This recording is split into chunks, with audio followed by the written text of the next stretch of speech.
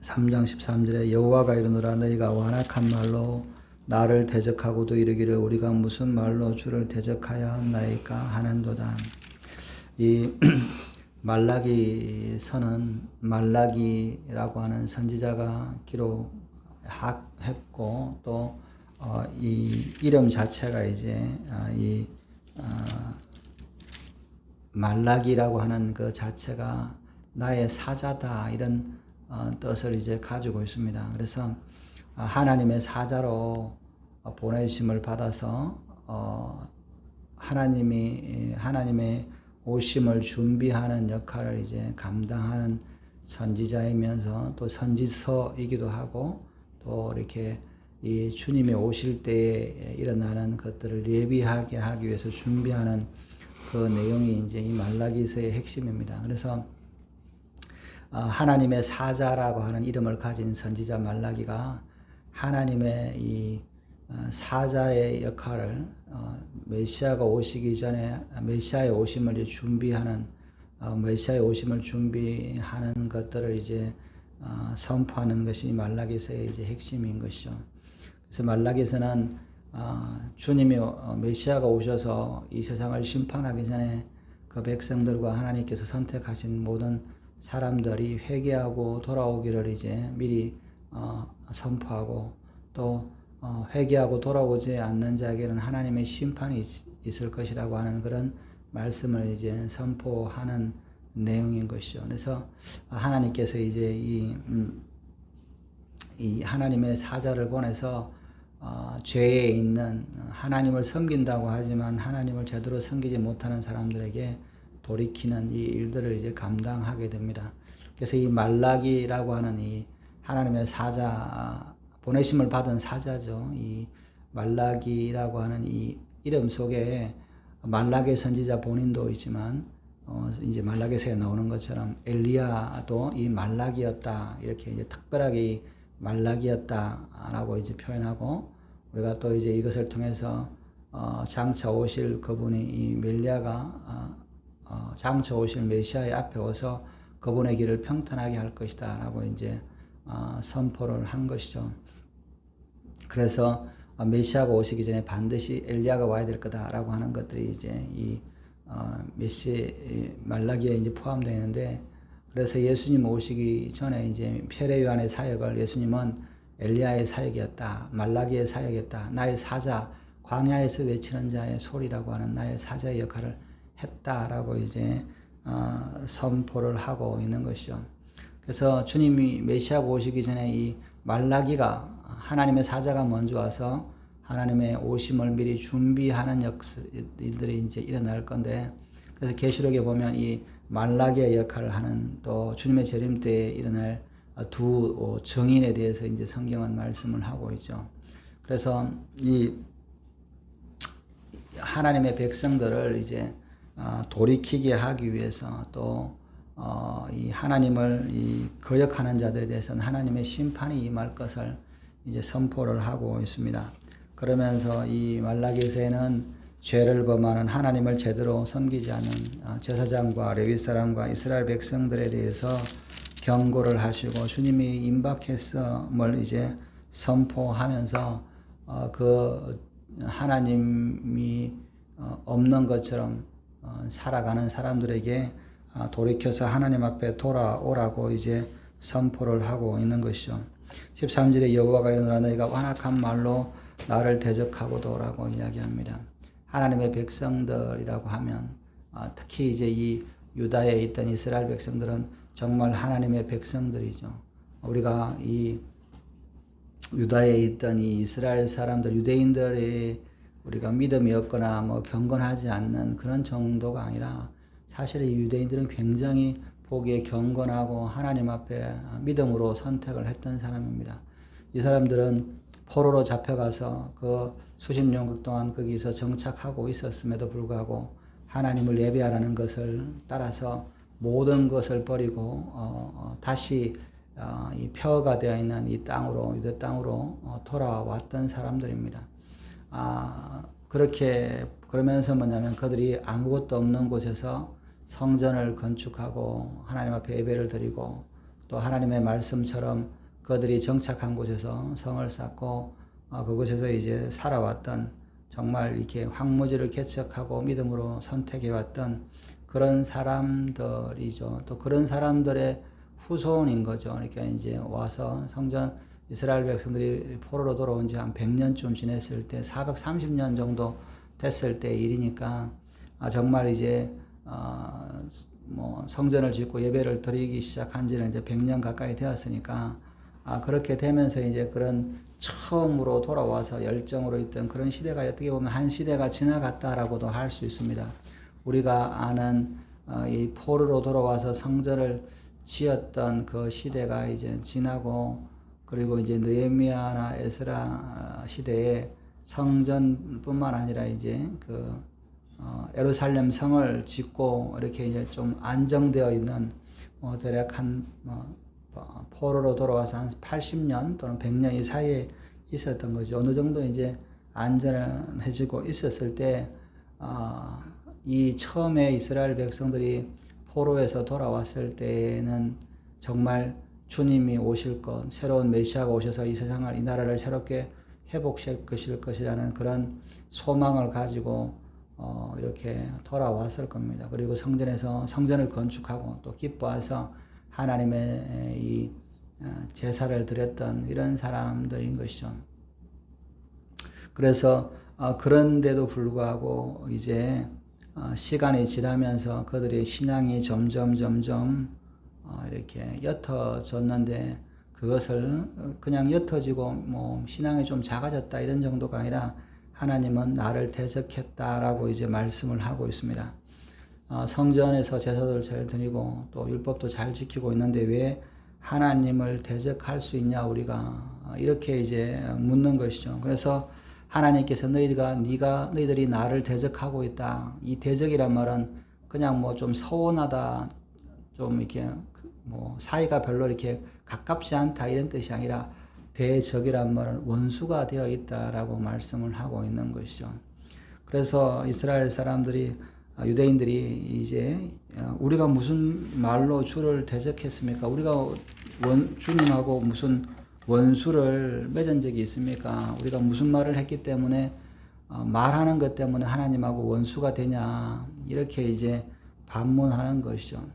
사람이 왕도 욕하고 뭐 누구든지 욕할 수 있는데 그냥 말 좀 했다고 해서 원수까지 그런 거냐, 이렇게 이제 또 그리고 우리가 말하는 것 때문에 하나님이 무슨 얼마나 우리를 원수로 삼기까지 하겠느냐, 이렇게 이제 물을 수 있는 것이죠.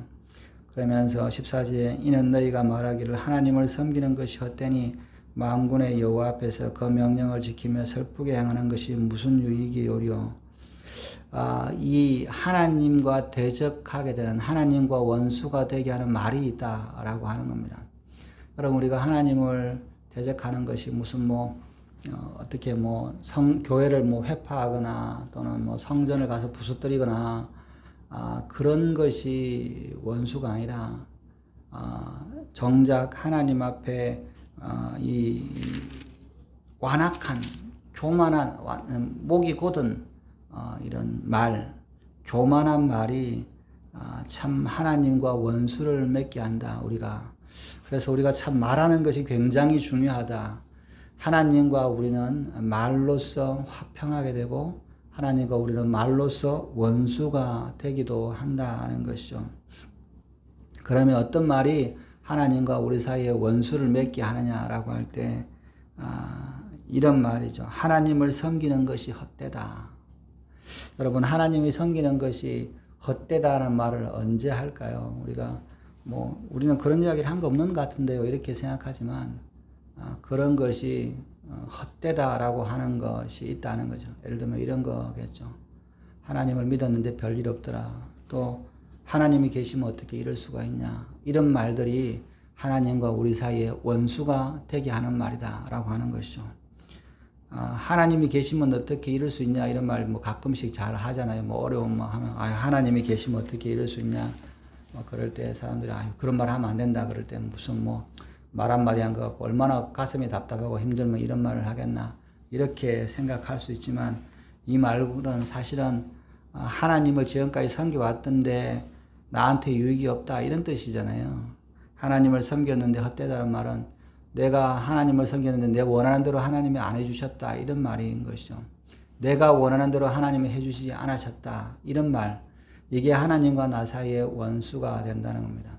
근데 이게 왜 뭐 원수가 될까? 그런 말을 우리가 뭐 할 수 있는 상황이잖아요. 하나님을 섬겼는데 하나님은 복을 주셔야지 왜 나한테 이렇게 어렵게 고난을 주시고 하시냐라고 말할 수 있지만, 그러나 그것이 우리와 하나님 사이의 관계를 원수로 맺게 하는 거다.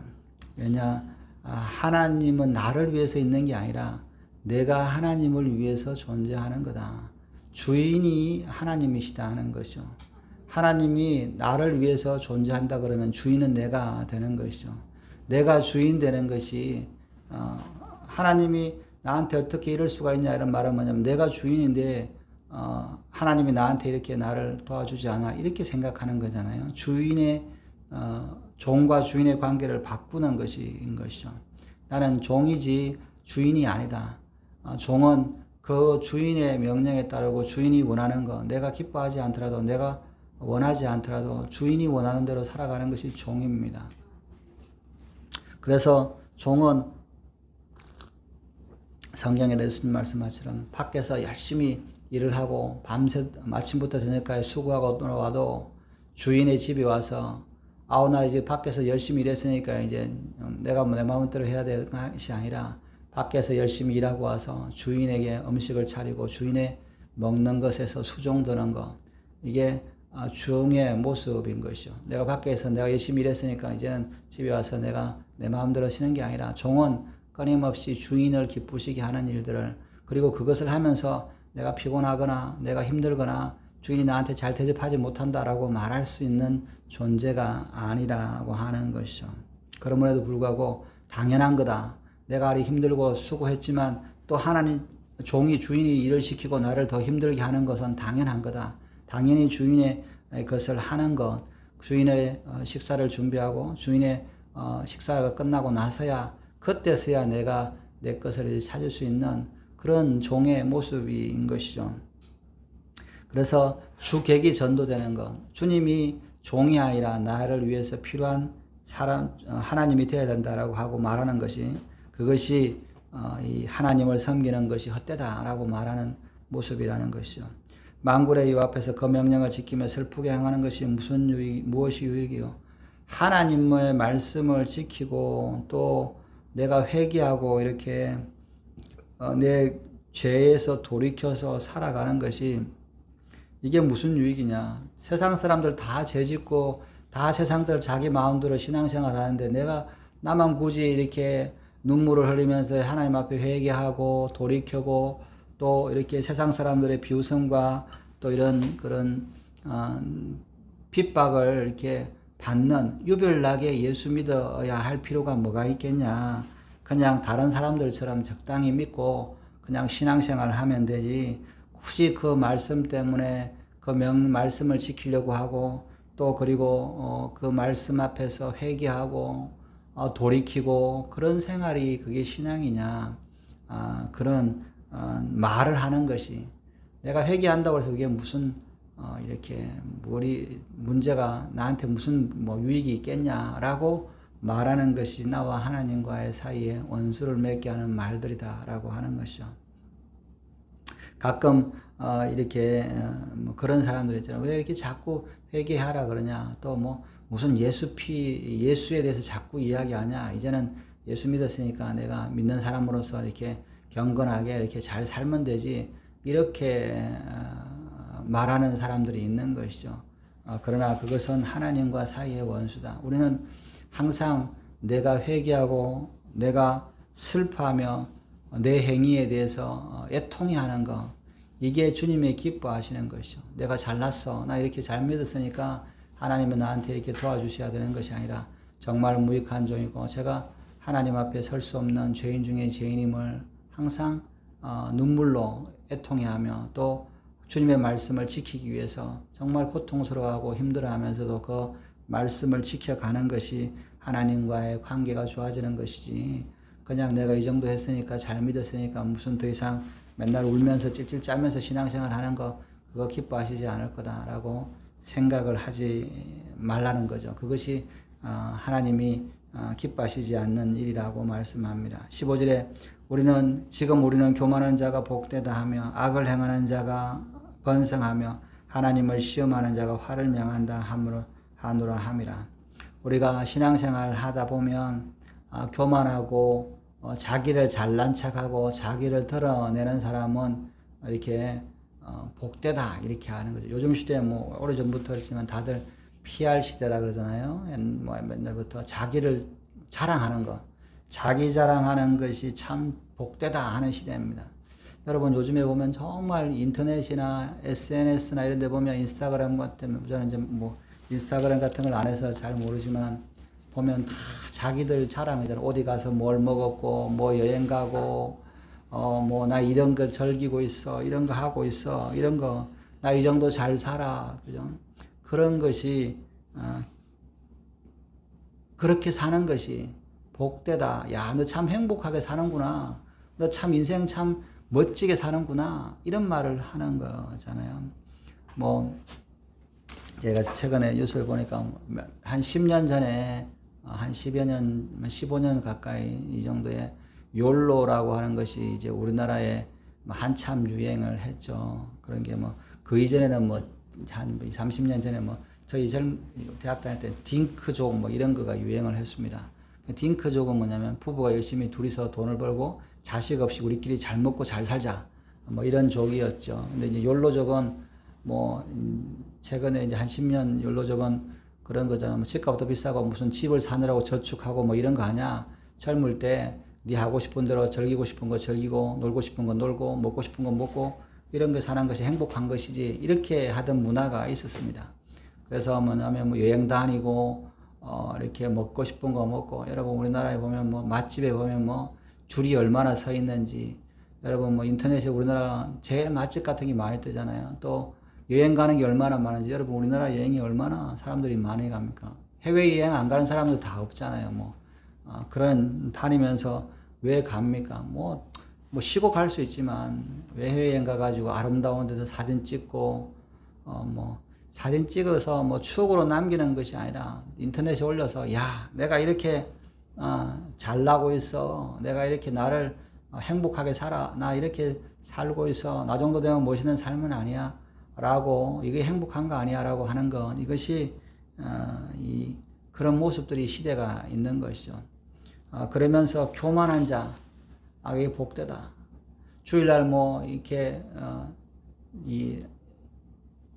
교회 안 오고 뭐 안 믿으니까 밖에 나가서 뭐 캠핑하고 뭐 어디 가고 여행 다니고 이런 것들, 참 이런 사람들 행복하다. 우리는 맨날 교회 앉아가지고 이 모습이냐, 그죠? 저 어렸을 때 우리 애들이 그러더라고요. 아빠 우리 여행 좀 갔으면 좋겠습니다. 야 우리가 여행을 왜 안 갔냐, 이게 갔지. 그게 아니라 주일날 여행을 좀 갔으면 좋겠습니다. 그러더라고요. 왜 그러냐 했더니 이제 월요일 가면은 선생님이 묻잖아요. 야, 주말에 뭐 하고 보냈냐 했더니 뭐 어떤 놈은 뭐 호텔에 갔습니다. 여행 갔습니다. 뭐 다 그런데 맨날 우리 애들은 교회 갔습니다. 그러니까 교회 갔다 오면 뭐 할 말도 없잖아요. 어디 간 것도 없고 그냥. 그래서 다른 친구들은 다 어디 갔다 오는데 주말에 우리만 이렇게 맨날 이렇게 교회만 있고 그러는데, 야 우리는 다른 주중에 가잖아. 가면 그러면 그런 거 말고 주일에 좀 갔으면 좋겠다. 이렇게 누가 그랬는지 하여튼 그랬던 것 같아요. 주일날 갔으면 좋겠다. 우리도 여행을 갔으면 좋겠다. 그런 이야기를 하더라고요. 그러니까 주님을 떠나고 뭐 주일날 예배드리고 이런 것이 아니라 세상에서 막 나가고 이런 것이, 야 너 행복하게 사는 거다, 복되게 사는 거다라고 말하는 거죠. 저희 이제 시찰 목사님 중에 한 분이 몇 년 전에 학생들이 중학교 되고 그러니까 이 제주도를 가야 되겠다 그랬었다고. 왜 갑자기 제주도인데, 학교에서 다들 비행기 타봤는데 우리 애들이 비행기를 못 타봤다 그러니까 외국에 나갈 형편은 안 되고 제주도라도 한번 가야 되겠습니다. 근데 돈이, 거기도 이제 애들이 셋이니까 돈이 많이 돼. 그래 좀 무리해서 한 100만 원 정도 이렇게 해서 갔다 오려고 그럽니다. 그랬더니 왜 그러냐 그랬더니 학교에서 그러니까 다들 뭐 거기는 학교에서 어디는 외국 갔다 오고 뭐 갔다 오고 뭐 방학 때문에 여행 다니고 그런데 우리 애들은 뭐 비행기 한번 못 타가지고 비행기 탔다는 것도 말을 못 할 정도로 돼서 그래도 비행기라도 한번 태워주려고 이렇게 합니다. 그런 이야기를 하더라고요. 그래서 제가 그걸 들으면서 아 그런가 보다. 근데 저도 보니까 아이들이 웬만하면 다 뭐 해외에 갔다 오고 뭐 이런 시대니까 그런 것들이 복되다 이런 시대가 된 거잖아요. 하나님 앞에 예배 드리는 거 이거 뭐 야 너 교회 가니까 복되다 그런 사람 아무도 없잖아요. 아이들이 그런 시대가 된 것이죠. 그러면서 악을 행하는 자가 번성하다. 하나님 앞에 예배 안 드리고 막 이렇게 예배 드리는 사람은 뭐 애통하고 그렇게 교회 드리고 이렇게 하는데 하나님 없다 그러고 그냥 내 마음대로 잘 사는 사람들이 정말 번성하는 것 같죠. 주일날 교회 가는 사람보다 제가 어렸을 때는 그냥 보면 뭐 저희 때는 시골에서는 이제 주일날 교회 버스 타고 다니는 거를 좀 이렇게 뭐 쥐악시 해가지고 돈 쓴다 그래갖고 걸어 다니고 그러셨던 것 같은데 근데 이제 이 70년대 80년대 이제 서울 같은데 보면 주일날 되면 주일 아침에 다들 깨끗하게 옷 입고 성경책을 이렇게 손에 들고 버스 타시는 분들이 주일 아침에는 대부분 그런 분들이 이렇게 많았습니다. 근데 지금은 주일에 뭐 버스를 잘 안 타긴 하지만 보면 한 주일 예배 드리는 오전에 보면 성경책 들고 버스 타는 사람을 한 명을 보기가 정말 어려울 거예요. 그냥 정말 보기 어렵습니다. 저희 이제 시절 목사님 부부가 이제 코로나 때 성경책을 들고 버스를 타니까 사람들이 다 놀라더라는 거죠. 어디 가냐. 근데 다들 등산복 입고 이렇게 가는데 어떤 분이 자기 권사인데 교회 다니는데 요즘에 코로나서 등산 다닌다 그런 이야기를 하더라는 거죠. 그러면서 두 분만 이렇게 버스를 타고 성경책을 들고 타는 거를 보면서 참 이렇게 다들 그 버스에 주일 아침에 다들 등산복 입고 등산 가더라 그런 이야기를 하는 것이죠. 그런 것처럼 하나님 앞에서 하나님을 섬기고 하나님 앞에 예배드리기보다는 하나님을 믿지 않고 하나님을 악을 행하는 것이 번성하고 잘 나가는 것. 코로나 때 교회에 예배 안 드리러 가는 것이 잘 번성하는 거라고 생각을 하잖아요. 그러나 사실은 그것이 하나님의 진노를 사게 된다는 겁니다. 하나님을 시험하는 자가 화를 면한다 한다고. 하나님을 시험해보라. 하나님이 있는지 없는지 정말 하나님이 살아계신지 아닌지 시험하는 자가 화를 면한다. 여러분 이런 말을 사실은 하나님을 시험한다는 말은 하나님의 말씀을 안 지켜도 심판을 받지 않을 거라고 하는 그런 말을 하는 자들을 말하는 거잖아요. 하나님을 시험하는 자는 어떤 겁니까? 하나님을 어떤 사람들이 시험하는 겁니까? 하나님을 말씀을 안 듣고 내 마음대로 살아도 하나님은 나를 심판하시지 않는다. 하나님은 나를 심판하실 수 없어. 차라리 괜히 그냥 하나님 믿는다고 이렇게 하는 것보다 내가 하나님을 안 믿고 내 마음대로 살아도 아무런 문제가 없어. 하나님의 심판 같은 게 없어. 이렇게 이야기를 한다는 것이죠. 여러분, 이 코로나 때 한 분 목사님이 설교를 그랬다가 뭐 세상에서 막 이렇게 비난을 받는 걸 잠깐 뭐 하긴 했는데 어떤 분이 코로나 때 그랬던 거죠. 이 코로나는 하나님이 보내시는 심판이다, 재앙이다, 이런 이야기를 이제 설교에서 하신 목사님이 계세요. 그때 제가 이제 뉴스를 보고 이제 이런 분이 계시는구나. 그랬더니 이제 인터넷에 막 도봐가지고 어떻게 그럴 수 있냐. 막 근데 이게 불신자들이 그렇게 공격을 하는 게 아니라 목사들이랑 신학자들이 막 벌떼처럼 일어나가지고 막 그 목사님을 공격을 하더라고요. 그래서 아니 왜 그러지? 그죠? 하나님께서 보내신 심판이 분명하죠. 여러분 성경에 재앙이나 전염병이나 전쟁이나 기근이나 이것은 하나님의 허락 없이 일어나는 일이 아닙니다. 우리가 뭐 자연재해다 그런 게 아니죠. 하나님의 징계다, 하나님의 재앙이다 라고 이렇게 설교를 했는데 뭐 신학자들이나 목사들이나 뭐 성도라는 사람, 교회 다니는 사람들이 그렇게 말하면 교회에 대해서 이렇게 안 좋게 생각하고 뭐 하나님은 그렇게 심판을 모든 것을 하나님이 하셨다라고 이렇게 연결하면 그것은 올바른 신학이 아니다. 막 이런 식으로 막 이렇게 매듭을 하더라고요. 근데 제가 그걸 보면서 참 하나님을 시험하는 자들이 많구나. 하나님께서 그 징계를 내릴 때, 재앙이나 이런 것들을 내릴 때 우리가 이것이 하나님의 심판인 것을 깨달아야지.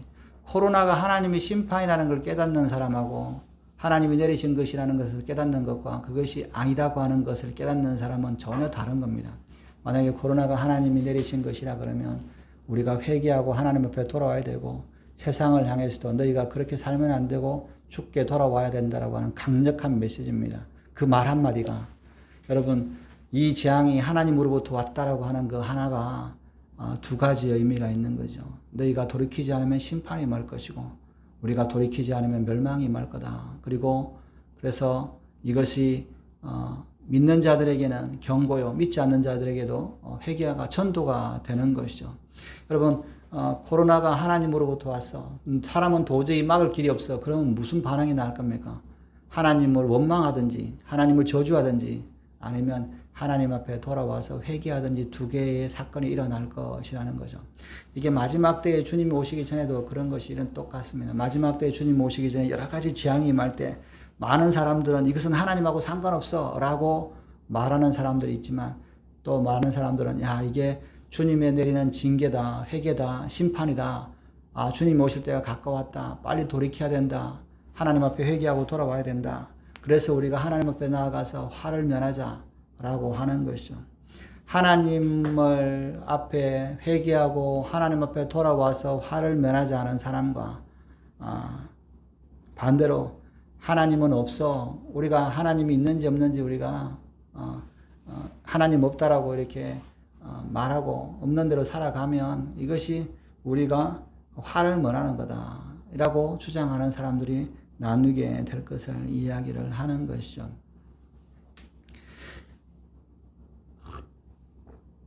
언약궤가 블레셋 사람들에게 빼앗겼을 때 하나님께서 그 블레셋 다섯 방백들에게 다섯 나라들에게 하나님께서 재앙을 내리셨습니다. 그럴 때 그 다섯 블레셋의 지도자들이 모여서 이것을 어떻게 할까라고 생각했을 때 사람들은 그 블레셋에 살던 사람들이 항의를 하죠.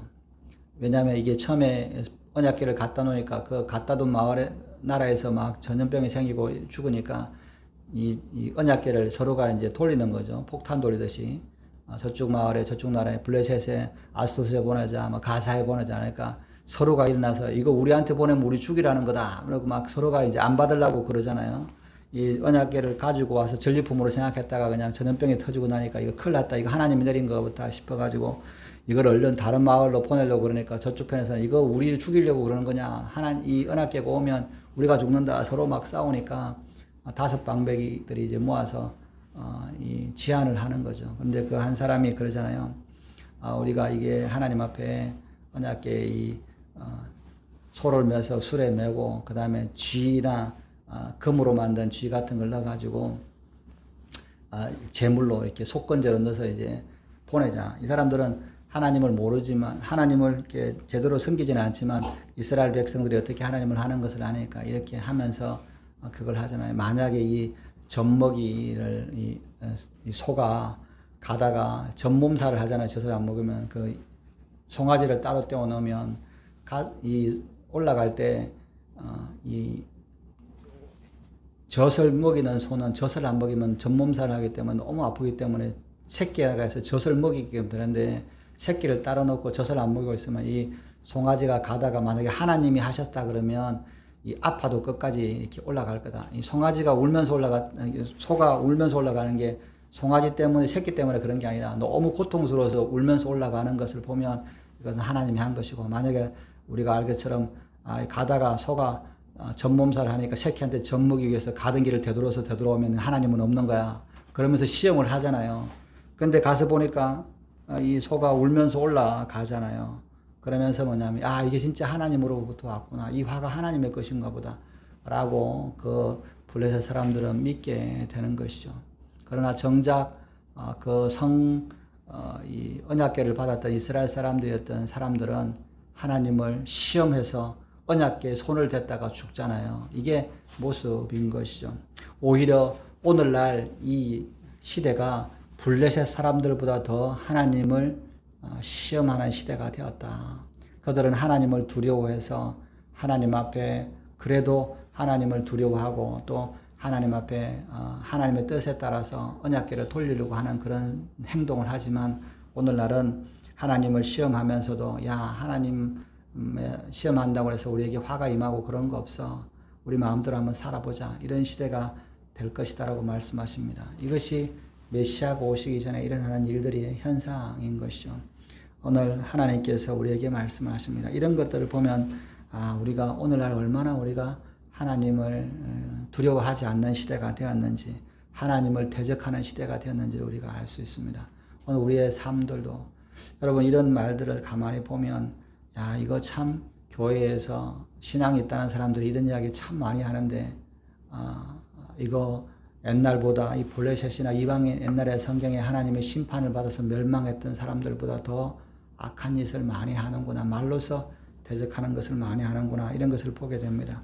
오늘 우리의 삶은 이것이 아니라 하나님 앞에 겸손하고 회개하는 것이 복되고 악에서 떠나는 것이 번성하는 길이고 하나님을 시험하는 것이 아니라 하나님 앞에 순종하며 회개하며 그분에 따르는 것이 우리가 화를 면한다라고 하는 것을 깨닫고 오늘도 우리가 이 하나님의 말씀에 따라서 순종하며 주님이 오실 때가 가까웠음을 우리가 깨닫고 회개하며 하나님과 합친하 이런 화평하는 저와 여러분들 되시기를 주님의 이름으로 축원합니다. 기도하시겠습니다. 하나님 아버지 우리는 하나님과 대적하며 원수가 되었음에도 불구하고 우리는 그것을 깨닫지 못하고 악을 행하며 교만하며 하나님 섬기기를 아버지여 기뻐하지 아니하고 회개하지 않는 삶을 살아가는 것을 보게 됩니다. 하나님 우리가 이것을 볼 때마다 참 말할 수 없이 우리가 악하고 또 성경에 나오는 이 하나님의 심판을 받아서 멸망한 소돔과 고모라와 스보임과 그런 성읍들과 블레셋 사람들의 그런 모습들보다도 더 악한 우리들의 신앙의 모습들을 볼 때마다 우리가 회개할 수 있게 하여 주시고 하나님 우리의 모습이 참 교만할 때마다 우리 죄를 깨닫게 하시고 또 하나님 앞에 눈물로써 회개하는 제들 될 수 있도록 은혜를 허락하여 주시옵소서. 이 시대가 점점 주님의 오심을 가까울수록 이런 시대가 될 텐데 우리가 깨어서 기도하게 하시고 우리 교회와 성도들과 또 우리 다음 세대들이 하나님 앞에 회개하며 주님의 오심을 준비하는 제들 될 수 있도록 은혜를 다하여 주시옵소서. 감사하며 이 모든 말씀을 이구 주 예수님의 이름으로 기도드렸습니다. 아멘. 주기도문 하시겠습니다. 하늘에 계신 우리 아버지여 이름이 거룩히 여김을 받으시오며 나라의 임하옵시며 뜻이 하늘에서 이루어진 것 같이 땅에서도 이루어지리이다. 오늘날 우리에게 일용할 양식을 주옵시고 우리가 우리에게 죄지은 자를 사하여 줄 것 같이 우리의 죄를 사하여 주옵시고 우리를 시험에 들게 하지 마옵시며 다만 악에서 구하옵소서.